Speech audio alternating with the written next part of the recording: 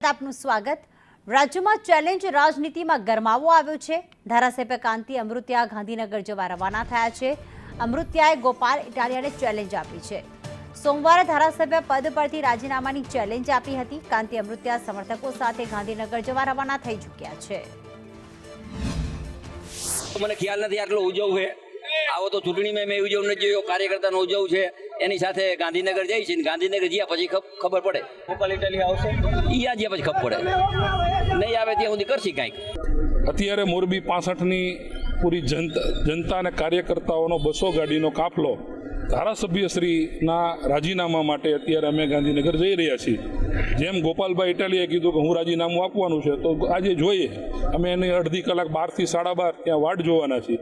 ગોપાલભાઈ રાજીનામું આપે એટલે ધારાસભ્ય શ્રી કાંતિભાઈ અમૃતિયા પણ રાજીનામું આપવાના છે અને અમે મોરબી શહેરના તમામ કાર્યકર્તાઓ સાથે અત્યારે અમે ગાંધીનગર જવાના થઈ રહ્યા છીએ। સુરા બોયલા નો ફરક, કાંતિભાઈ તો જે બોલે એ કરી બતાવે છે। 30 વર્ષની રાજકારણમાં એને જે કીધું છે, એને જે ચેલેન્જ આપી છે, બધી પૂરી કરી છે। એને હવે જોવાનું છે ગોપાલભાઈ જે સુરા બોયલા નો ફરે છે, એ પોતે વાત કરતા હતા મોરે મોરો દેવાની ચેલેન્જ સ્વીકારી હતી, જે એ ચેલેન્જ પૂરી કરવા માટે આવે છે કે નહીં। અમે બોયલા નથી ફરતા, એટલે કાંતિભાઈનું કહેવાનું એમ પણ થાય છે કે આપણે પણ બોયલા નથી ફરતા।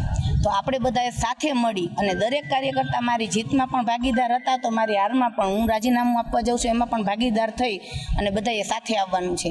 અમે રાજીનામું એટલા માટે આપવા માટે જઈએ છીએ કે ગોપાલભાઈ જો આવે તો અહીંયા લડવા માટે દરેક કાર્યકર્તાઓ તૈયાર છે। એવું નથી કે કાંતિભાઈ એકલા છે એમ। કાંતિભાઈએ 30 વર્ષ સુધી કામ કરેલું છે મોરબી જિલ્લાની અંદર। આજથી 30 વર્ષ સુધી કામ એને ઘણા બધા કરેલા છે। ગોપાલભાઈએ અહીંયા આવ્યા તો એમને શું કામ કરેલું છે, એટલે ગોપાલભાઈ બેસીને વાતો કરે છે। દરેક વાતો કરવી અને એનું કામ કરવું એટલું સહેલું નથી।